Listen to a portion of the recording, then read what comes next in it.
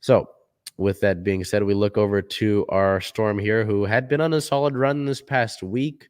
And I would say from their road trip, they went 5-1 on the 4-1, pardon me, on their road trip. They come back to Seattle to start a string of games at home.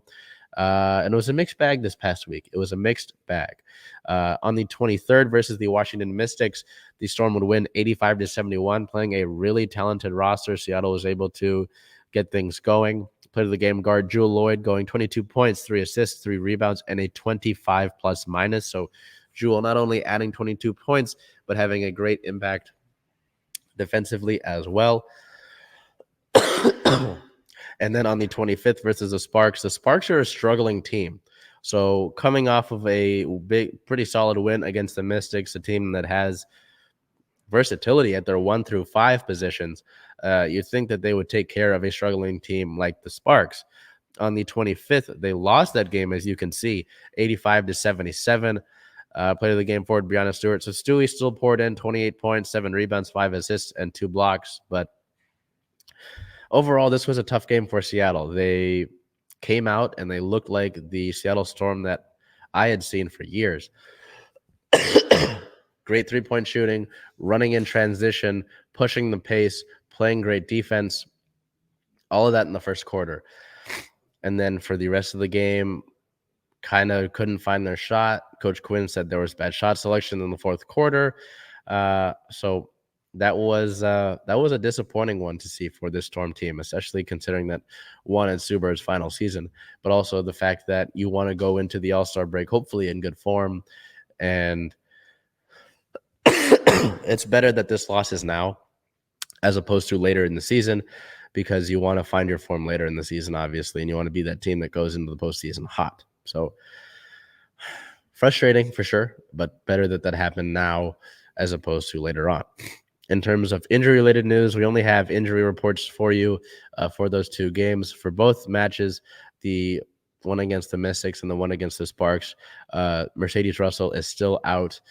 She has returned to on-court activities, but they don't have a set timeline for her to return to the actual team for games per se. But she has returned to on-court activities, and I believe they're going to check in again this upcoming week. In team-related notes, remember Lauren Jackson? On the 22nd, Jackson was announced to be joining the Australian national team. The Storm legend and Hall of Famer is set to rejoin the Australian national team at the age of 41 in a bid for another World Championship medal. So that's really cool to see.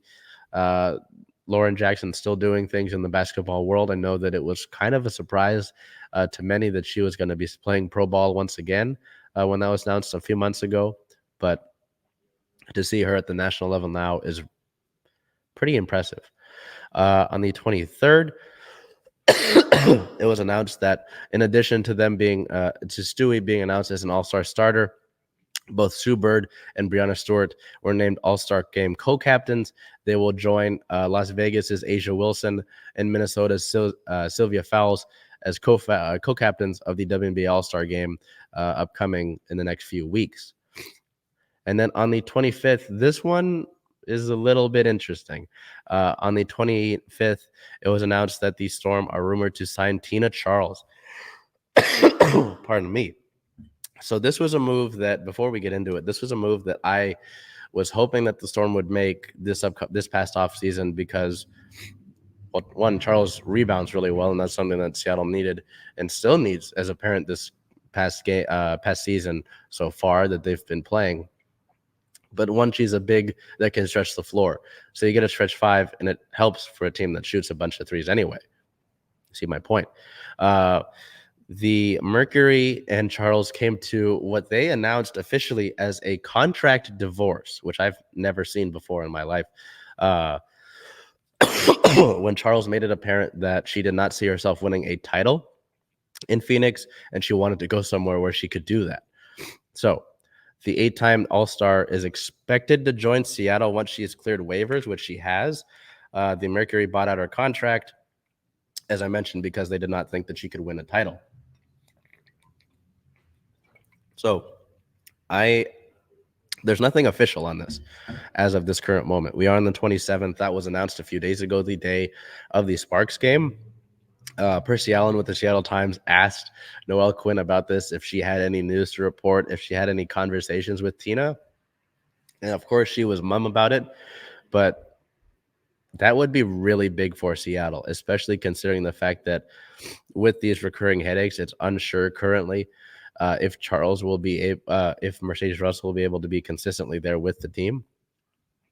This is big news, but at the moment, it's still just a rumor. So we head over to League Related News. We have some updates on Brittany Griner and her situation as this situation continues. On the 23rd, calls grow for Griner's release. Nearly 50 civil and human rights organizations have sent a letter to President Joe Biden and Vice President Kamala Harris to bring Brittany Griner home. And then on the 27th, Griner trial is set for July 1st. So we finally have some idea of when that trial will be set. Russian court sets that start date for the trial of Griner after February arrest back on cannabis possession charges. It's good to know that there's an actual trial set for this, but this is still pretty upsetting because obviously a trial is some sort of step in a timeline, but it's also the fact that there even needs to be a trial. It's a really concerning situation, and it's still fluid, but we're continuing to keep you updated on that and continuing to monitor that situation as it continues. So the Storm record now sits at 11-7. Their upcoming week doesn't get much easier as they sit at second in the Western Conference and now third in the Western Conference in the Commissioner's Cup standings. At home, they play 2 more games this upcoming week, June 29th versus the Aces, the number 1 team in the league, let alone the Western Conference. Excuse me, that is a 7 o'clock start here at Climate Pledge Arena. And then July 1st versus the Indiana Fever is a 7 o'clock here at Climate Pledge Arena as well. On Sunday, the 3rd of July, the Storm will travel to Atlanta to play the Dream with a noon start time. So if you look at that, obviously the Las Vegas matchup is pretty intimidating. Las Vegas is a great roster. I believe they have 5 or 6 players actually who average double-digit points, and that's pretty ideal. And they have Becky Hammond coaching them. So Las Vegas has things pretty well set up for them.